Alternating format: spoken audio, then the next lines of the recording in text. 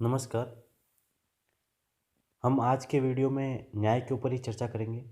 पिछले जो 4-5 वीडियो हमने न्याय के ऊपर बनाए हैं, उसमें रॉबर्ट नोजिक के ऊपर हमने चर्चा की है, हमने जॉन रॉल्स के ऊपर हमने चर्चा की है, माइकल वॉल्जर के ऊपर हमने चर्चा की है। आप आज हम जो चर्चा करेंगे वो एफ ए हैक है, एक विचारक है, जो सोचातंत्रवादी है। सोचातंत्रवादी है मतलब योग्यता पर बात करता है, आरक्षण का विरोध करता है, स्वतंत्रता की बात करता है, समानता का विरोध करता है। तो जो इनके विचार है, वो विचार अलग-अलग स्वतंत्रता पे भी अपने विचार प्रतिपादित करते हैं, नियोजन पे भी अपने विचार प्रतिपादित करते हैं। लेकिन हमें तो सिर्फ़ इनके जो न्याय से संबंधित विचार है, वो चर्चा में लेना है, उनके ऊपर बात करनी है, क्योंकि हम न्याय पढ़ रहे हैं। तो एफ.ए. हैक के जो न्याय संबंधी विचार है, उसके ऊपर हम चर्चा करेंगे।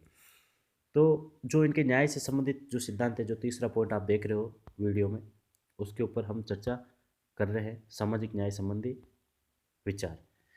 ये अपनी पुस्तक law, legislation and liberty, the mirage of social justice, इसके अंदर ये सामाजिक न्याय के ऊपर चर्चा करते हैं। इसमें ये क्या कहते हैं कि जो आरक्षण है, ये कभी प्रगति नहीं कर सकता। आरक्षण यदि आप किसी व्यक्ति को दे रहे हो, किसी समाज में या किसी देश में यदि आरक्षण को लागू कर रहे हो, तो वो कभी प्रगति नहीं कर सकता वो समाज। वो सिर्फ़ आपको या उस समाज को, यदि किसी भी समाज को यदि आरक्षण दिया जा रहा है, तो वो समाज क्या है कि आपको ऐसा लगता है कि वो प्रगति कर रहा है, लेकिन वो प्रगति करता नहीं है। वो एक सिर्फ़ भ्रम होता है, प्रकृति का भ्रम होता है। वो जो प्रगति करनी चाहिए उस समाज को, उस गति से वो प्रगति नहीं कर पाता, तो ये आरक्षण का सीधा-सीधा विरोध करते हैं। सामाजिक न्याय की जब बात करते हैं, तो सामाजिक न्याय में भी ये कहते हैं कि जो सामाजिक न्याय की हम बात करते हैं, किसी भी राज्य में सामाजिक न्याय को यदि लागू करने की बात करते हो, तो ये मृग-मरीचिका के समान है।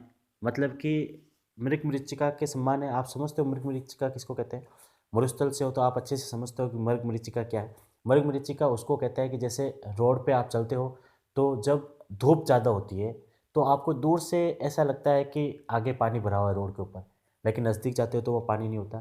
तो उसी प्रकार से हेक भी ये कहना चाहता है कि न्याय का सिद्धांत, जो सामाजिक न्याय का सिद्धांत है, वो भी ऐसा ही है कि आपको देखने में तो ऐसा लगता है कि अच्छा है, लेकिन आप जब वहाँ पहुँचते हो, जब उसको उसकी प्रकृति को आप देखते हो, उसका आप मूल्यांकन करते हो, तब आपको लगता है कि कुछ प्राप्त नहीं हुआ अभी तक।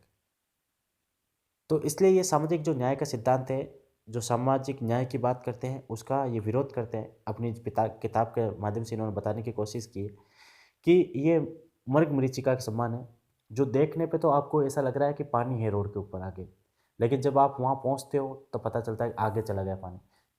आगे मृग-मरीचिका दिखती है। फिर जैसे ही आप क्या करते हो, 1 किलोमीटर दूर आपको मृग-मरीचिका दिख रही है, वहाँ पहुँचते हो तो फिर 1 किलोमीटर दूर और दिखता है।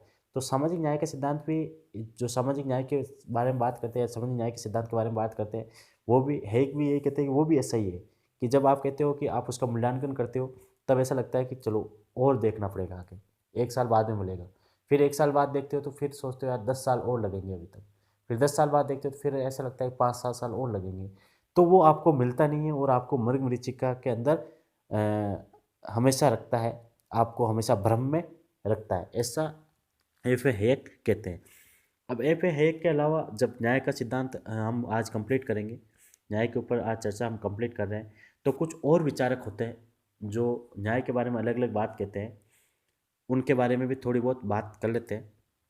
उसमें जैसे अरस्तू क्या कहता है न्याय के बारे में?